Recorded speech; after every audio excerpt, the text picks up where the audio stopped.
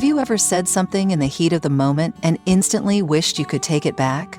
Or maybe you felt your chest tighten, your heart race, and before your mind caught up, the words were already out. That single moment, the space between impulse and action, can either elevate us or unravel everything we value. But what if you could learn to master that space? What if you could turn that volatile instant into your greatest source of strength? Today, we're going to explore how ancient Stoic wisdom and modern psychology both point to the same powerful truth. When you train your mind to respond, not react, you reclaim your life. Part 1. The space between trigger and triumph. Imagine this. At any given moment, you hold within you the power to turn frustration into wisdom and chaos into composure. This power doesn't rely on changing the world. It lies in how you choose to interpret and respond to it.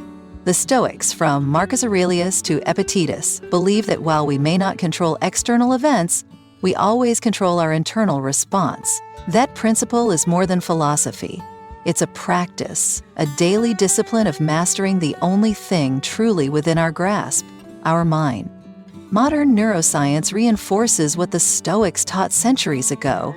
When faced with a triggering event, your amygdala, the emotional center of your brain, fires a warning. It's fast, raw, and often irrational. But here's the gift. Your prefrontal cortex, the seat of reason, has the ability to intervene. It just needs one thing: time, a pause, a moment of breath. As Viktor Frankl, Holocaust survivor and author of Man's Search for Meaning, said, "Between stimulus and response, there is a space. In that space is our power to choose our response. In our response lies our growth and our freedom." These words aren't just poetic. They are biologically and psychologically sound. That pause is where transformation begins. Think back to the last time you were triggered. Someone criticized you unfairly. A message upset you. Did you react instinctively, or did you take a moment to respond intentionally? That decision, often made in seconds, shapes the quality of your relationships, your emotional well-being, even your reputation. Most of our regret, conflict, and emotional exhaustion comes from reaction, not reflection. But once you start choosing your responses, you shift from being a prisoner of circumstance to a person of principle. Let me be clear, this doesn't mean we numb or suppress our feelings. In fact, it's the opposite. It's about becoming deeply aware of what we feel, understanding where those emotions come from, and then deciding what to do with them. Responding is not weakness, it's mastery. And it starts with awareness. So here's your challenge for this week. Find just one moment, a conversation, an email, a traffic jam, where you would normally react. Instead, pause, breathe. Ask yourself, what would my best self do right now? You're not aiming for perfection, you're training your mind to lead with wisdom, not emotion. And that, my friend, is the first step to true inner strength. And now, I want to invite you to put this into practice right now. Think of one moment in your day where you felt triggered. Maybe it was a message, a look, a word. Pause, breathe, don't judge it, just notice it. Then ask yourself, what would my best self do in this exact moment? That single pause could be the first thread in a new story. If this moment spoke to you, even in a small way, I invite you to subscribe to this channel.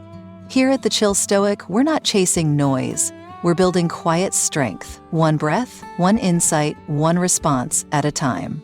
So join us. There's more to come, and I'd love to have you on this journey. Part 2, the cost of reactivity and the power of presence. We live in a world that rewards speed, instant replies, hot takes, snap decisions. But the cost of this constant reactivity is often invisible, until it's not.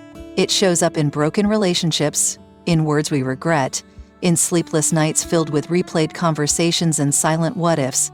When we react, we give away our power.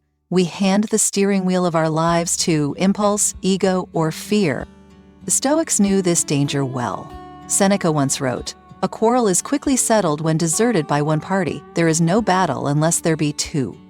He understood that emotional escalation is a choice, not a destiny. Yet today, many of us live as if we're victims of our emotions. Someone offends us and we retaliate. We feel overlooked and we withdraw. The truth is, reactivity is the enemy of peace. It keeps us locked in cycles of drama and distraction. Modern psychology gives us even more insight. According to research published in the journal Emotion, people who react impulsively under stress show higher levels of cortisol, the body's main stress hormone, and lower levels of emotional regulation. In contrast, those who practice mindfulness and pause before responding tend to report higher satisfaction in relationships and stronger overall well-being. In other words, calm isn't just a virtue, it's a competitive advantage. Presence, then, is not some vague spiritual concept. It is a practical, powerful tool. Being present means slowing down enough to see the whole picture, not just your interpretation of it. It means tuning in to your breath, your body, your emotions, and asking, what is really happening here, and what matters most in this moment? This kind of awareness creates space, and in that space you can respond instead of react. You can choose love instead of fear, wisdom instead of impulse. It takes discipline, it takes patience, but it starts with something incredibly simple: noticing. The next time your heart rate spikes and your thoughts begin to race, don't run with them. Just observe. That single act of noticing is the seed of presence, and presence is where power lives. In a world that's constantly pulling your attention outward, notifications, noise, pressure, presence pulls you inward, back to center. It's where your best decisions come from, where your integrity lives, and where you begin to cultivate the kind of inner peace that no circumstance can steal. Part 3.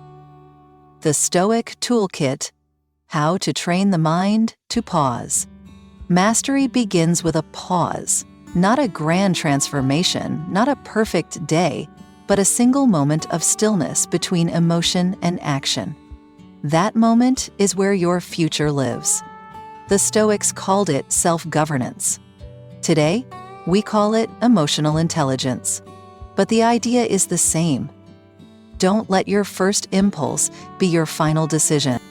Marcus Aurelius, one of history's most powerful emperors and deepest thinkers, wrote in Meditations, if you are distressed by anything external, the pain is not due to the thing itself, but to your estimate of it, and this you have the power to revoke at any moment.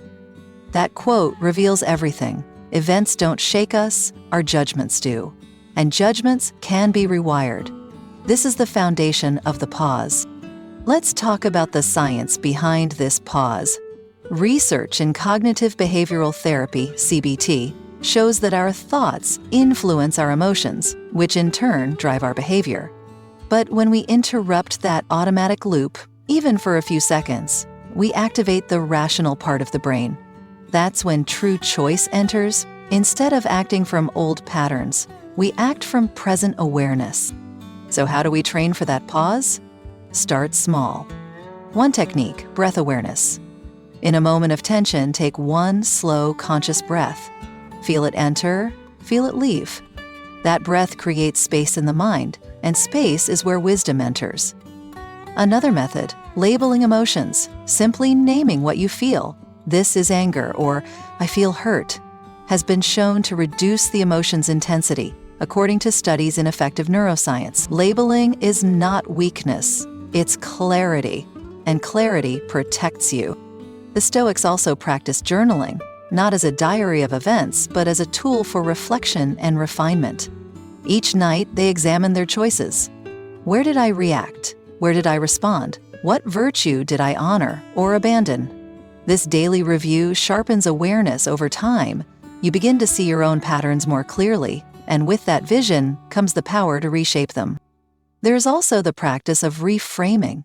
Reframing means choosing a different lens. You're not denying the difficulty, you're redefining its meaning. Instead of thinking, this situation is unfair, ask, what is this teaching me? Instead of, they're against me, try, they might be hurting too. This mental pivot, however small, changes your chemistry. It reduces threat and reactivates calm. As Tony Robbins once said, change your story and you change your life. Lastly, remember this: responding takes practice. You won't get it right every time, you will still react. But each time you pause, even briefly, you're building a mental muscle. Like training in the gym, the reps matter. Over time, the pause becomes natural, and with it, you reclaim control. Not over the world, but over your place within it. Part 4. Rewriting your narrative. How Stoics used reframing to build inner peace. The stories you tell yourself shape the life you live.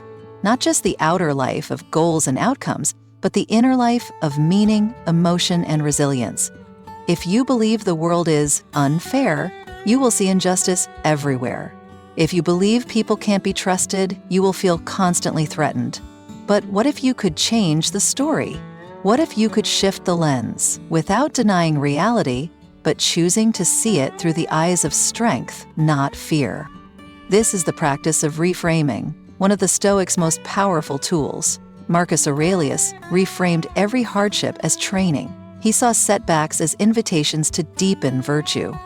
In Meditations, he wrote, "The impediment to action advances action. What stands in the way becomes the way." That's not a quote, it's a mindset. A reframed life becomes a resilient life. Psychologist Martin Seligman, one of the founders of positive psychology, proved that the way we explain adversity, our explanatory style, directly affects our ability to recover from setbacks. People who interpret difficulties as temporary and meaningful bounce back faster and grow stronger. This echoes Stoic thought. The event is neutral, but our interpretation defines its impact. Let's apply this. Say you lose your job. A reactive narrative says, "I'm worthless, this is the end." A reframed narrative says, "This is painful, but maybe it's a push towards something more aligned." Or someone criticizes you harshly. The reactive mind says, "They hate me." But the reframed mind pauses and wonders, are they projecting their own struggle? Can I learn something here, even if it hurt? Reframing is not about blind positivity or ignoring the facts. It's about reclaiming authorship over your inner world. When you reframe, you stop being a victim of circumstance. You become a sculptor of meaning. You take control not of the external world, but of how it lives inside you. This practice isn't easy at first. Your brain is wired to protect you, and that often means exaggerating threat. But the more you pause, observe, and rewrite the narrative, the more you train your mind to find purpose in pain and clarity in chaos. Think of it like emotional alchemy, turning lead into gold, frustration into growth, discomfort into direction. Reframing also creates emotional distance, a vital skill in moments of intensity. Instead of being inside the storm, you step outside it and become the observer. From that place, you can act with intention instead of impulse. You gain the power to respond, not just to the moment, but to the meaning you give it. In every challenge, ask yourself, what else could this mean? Is there a higher lesson here? How would a wise person view this moment? You're not just rewriting a story, you're rewriting who you are in the story, and that changes everything. Part 5. The power of control. Focus only on what's truly yours. There's a simple truth that has the power to change your life. You are not in control of most things. You can't control what others think, how they feel, what they say, or how the world unfolds. But you can control one thing, and that one thing is everything. Your response, your thoughts, your choices, your perspective. The Stoics believed this was the key to lasting peace. Epictetus, a former slave turned philosopher, said it best, "Some things are in our control and others not." His entire philosophy began here. This wasn't just an observation, it was a map for living. The moment you learn to distinguish between what belongs to you and what doesn't, your energy becomes focused, your anxiety decreases, and your clarity grows. Modern psychology supports this ancient wisdom. Studies in locus of control show that people who focus on what they can influence rather than what they can't report lower levels of stress and depression. This is known as having an internal locus of control. You stop feeling like life is something happening to you, and you start living as an active agent in your own story. Let's break it down. You can't control the traffic jam, but you can control your breath. You can't control if someone likes you, but you can control your kindness and boundaries. You can't control the market crashing, but you can control your choices in response. This isn't denial, it's power. It's about moving from helplessness to alignment with reality. When we waste energy on what we can't change, we become drained, bitter, reactive. But when we channel our focus to what's truly ours, our effort, our values, our discipline, we become grounded, clear, and resilient. The Stoics called this living in accordance with nature. In today's terms, it means accepting what is and acting on what matters. Here's a simple practice. Every time you feel overwhelmed, pause and ask yourself, is this in my control? If the answer is no, release it. Not with resentment, but with wisdom. If the answer is yes, take action. Not from panic, but from purpose. This one habit can shift your emotional life more than almost anything else. You don't need to control the world to feel safe. You only need to control the story you tell yourself about it. And when you root yourself in that truth, you stop grasping for control and start living with intention. That is where freedom begins. Not in changing what is, but in mastering your response to it. Part 6. The Stoic Evening Ritual. Reflect, refine, and rise stronger. The day is done. The noise has settled. And in that quiet space between dusk and dream, a question waits for you. How did I live today? The Stoics believed that how we end the day is just as important as how we begin it, because reflection isn't just memory, it's momentum. It's where growth takes root. Seneca wrote, "When the light has been removed and my wife has fallen silent, I examine my entire day and go back over what I've done and said. This wasn't mere nostalgia, it was spiritual training, a chance to strengthen virtue, identify weakness, and realign the soul." And today, neuroscience confirms its value. Studies in self-reflection and journaling show that people who regularly review their behaviors experience greater self-control, emotional intelligence, and even improved sleep. The Stoic evening ritual is simple but transformative. Set aside 5 to 10 minutes, grab a pen, or just sit in silence. Ask yourself, where did I respond with wisdom today? Where did I react out of fear or pride? What virtue did I practice or forget? This isn't about shame, it's about sharpening your awareness. Every stumble is a lesson. Every win is a blueprint. Imagine your mind as a garden. Reflection is how you water the good seeds and uproot the weeds before they spread. You begin to notice patterns, not just in what you do, but in how you feel before you do it. You start to anticipate your reactions and choose differently. Over time, your reflex becomes response. Your instinct becomes intention. This nightly habit is like mental weightlifting. With each session, your inner discipline grows. Your mornings feel clearer, your decisions become cleaner, and even when you slip, you don't spiral. You've trained yourself to recover, to realign, and to rise stronger than before. In a world addicted to doing, reflection is the art of becoming. It grounds you, it humbles you, and it connects you back to who you're trying to be, not by comparison, but by quiet, honest progress, one day at a time, one review at a time. So tonight, before you close your eyes, don't scroll, don't escape. Instead, return to yourself. Ask the questions that matter and listen, not for perfection, but for alignment. The Stoics knew greatness isn't built in moments of applause. It's built in the silence of honest self-examination. Part 7. Mindfulness the Stoic Way. Being fully present in a distracted world. In a world where attention is currency, presence becomes power. We're constantly pulled in 1,000 directions by notifications, conversations, comparisons, and noise. But beneath that noise, there's a stillness we've forgotten how to touch. The Stoics called us back to that stillness, not by retreating from life, but by fully engaging with it. One breath, one choice, one moment at a time. Squeal. Nin name hei mindfulness, kong fai la hai name. Exo loi trie la ke. Marcus Aurelius wrote, "Confine yourself to the present." He wasn't talking about escapism, he meant mastery. Being where your feet are, seeing what is in front of you, feeling what you feel, without letting it carry you away. That's Stoic mindfulness, not floating above life, but standing firmly in it. Neuroscience has now proven what the Stoics practiced centuries ago.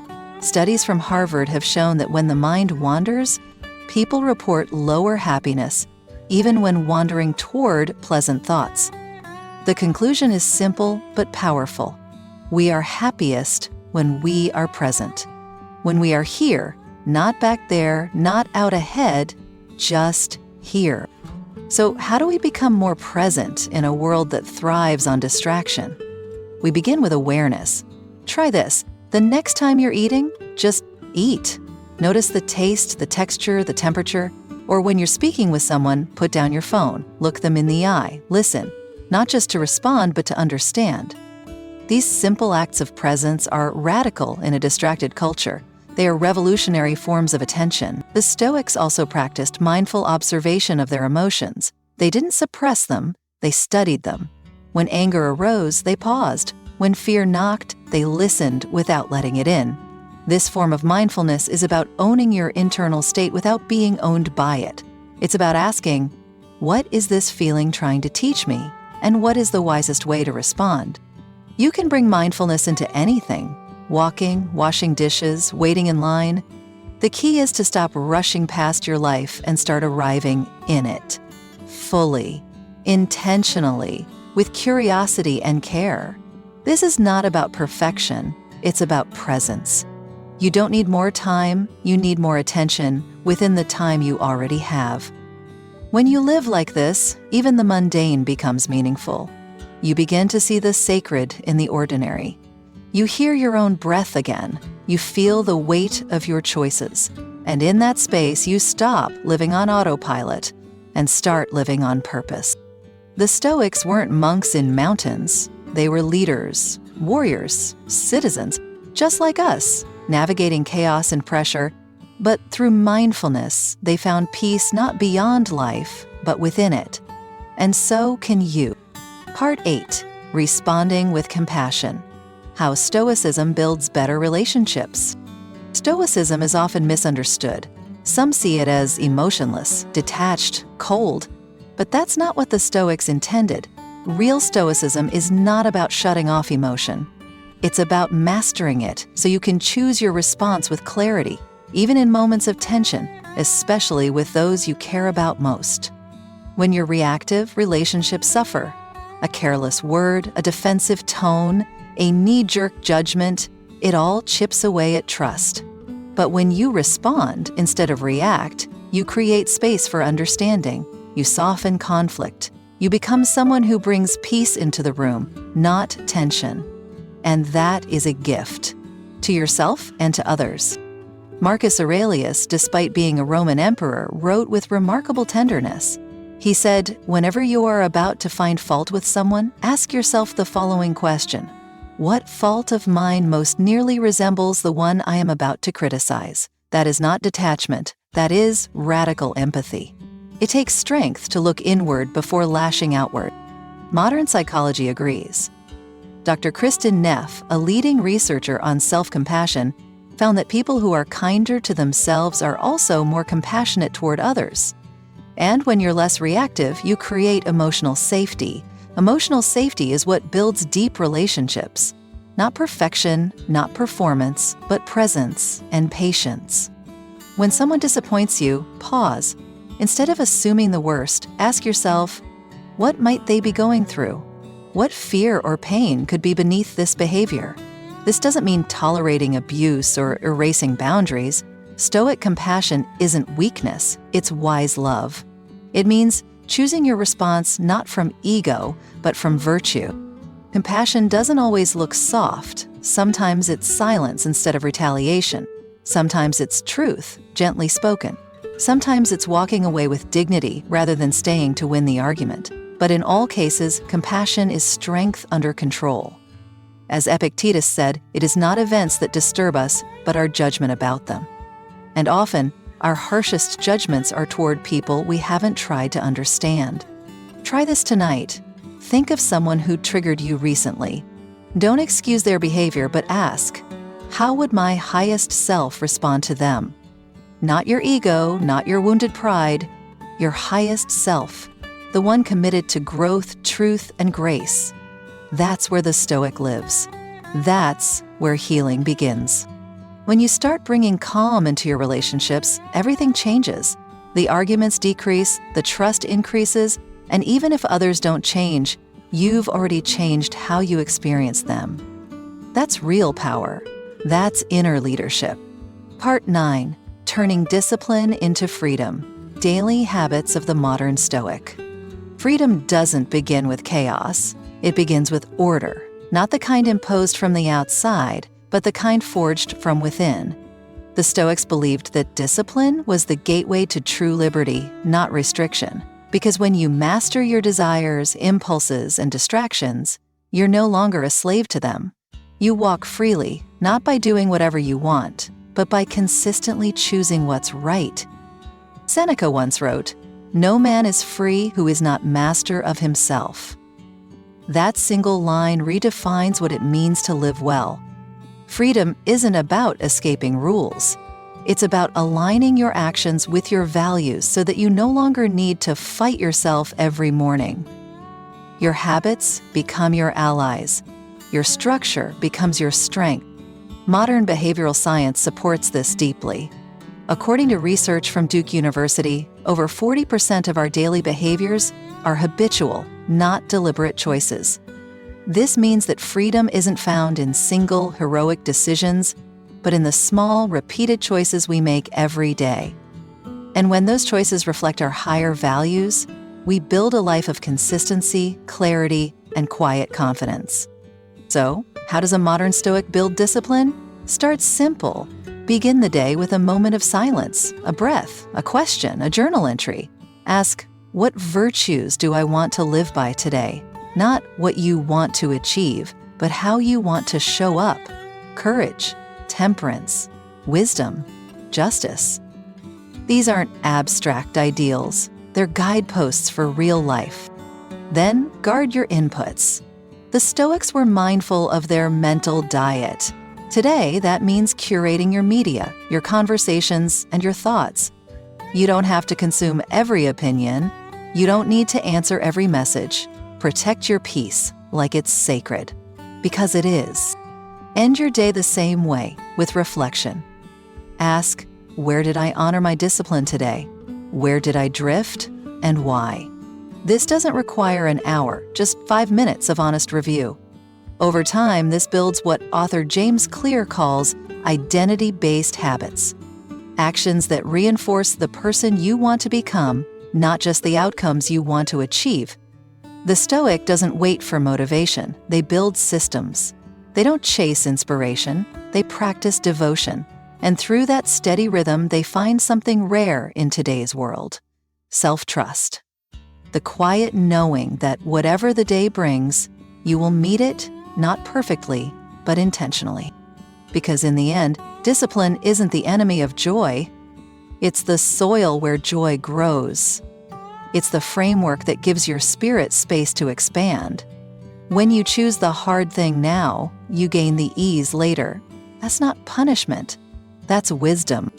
Part 10. The Stoic Response to Life's Storms. How to stay unshaken in chaos. Life doesn't ask for permission before it brings the storm. One moment, everything is still. The next, you're swept into grief, betrayal, uncertainty, or fear. And in those moments, when the ground shakes beneath your feet, your training is revealed, not in what you say, but in how you stand, not in how loud you are, but in how calm you remain inside. The Stoics never promised a painless life. They never told us that virtue would shield us from loss. But what they did offer was something far more powerful, a way to endure, to remain grounded, and to grow stronger through it all. Epictetus, who suffered slavery and exile, said, "It's not what happens to you, but how you react to it that matters." That one idea can become your anchor in the storm. When chaos comes, your first task is not to fight the world. It's to return to yourself, your breath, your values, your focus. Ask, what is still within my control? You may not control the event, the outcome, or the pain, but you can control your courage. You can choose integrity. You can respond from a place of purpose rather than panic. Psychologist Viktor Frankl, who survived the horrors of the Holocaust, echoed Stoic truth when he wrote, "Everything can be taken from a man but one thing, the last of the human freedoms, to choose one's attitude in any given set of circumstances. That freedom cannot be stolen, but it must be protected and practiced daily." So when life breaks your rhythm, pause. When you lose someone or something you love, grieve, but with dignity. When you are betrayed, feel the sting, but do not lose your values. The Stoic response is not emotionless, it's emotional mastery. It says, yes, I feel, yes, I bleed, but no, I will not let this moment define the whole of me. Storms will come. That's not a threat, it's a guarantee. The question is, will you be shaken, or will you become the stillness within the storm? The one others turn to, not because you have all the answers, but because you've trained your soul to remain calm, honest, and grounded, even when the sky turns black. This isn't just about philosophy, it's about power. The quiet, unshakable kind. The kind that doesn't shout, but stands. The kind that doesn't control others, but owns itself. And you don't need to wait for the next crisis to begin. You can build this strength now, in small pauses, in daily reflection, in your habits of awareness and action. Because the world may shake, but when your mind is trained, your heart is centered, and your soul knows its foundation, you will not be broken. You will not be lost. You will rise, not because the storm is over, but because you have become the kind of person who can walk through it with grace. Thank you for walking this journey with me. Through these 10 parts, we've explored not just how to react less, but how to respond with wisdom, with strength, and with soul. This is Stoicism, not as a theory, but as a practice, a lifestyle, a way of being. And now, I invite you to keep going. Not perfectly, but consistently. Keep pausing, keep journaling, keep noticing the story you're telling yourself, because every moment is a choice, and every choice is a thread in the character you're weaving. If this podcast brought value to your day, share it with someone who might need that same pause, that same anchor, that same quiet strength. And until next time, remember, storms don't build your weakness, they reveal your resilience. Stay grounded, stay clear, stay stoic. This is the Chill Stoic. Thank you for listening.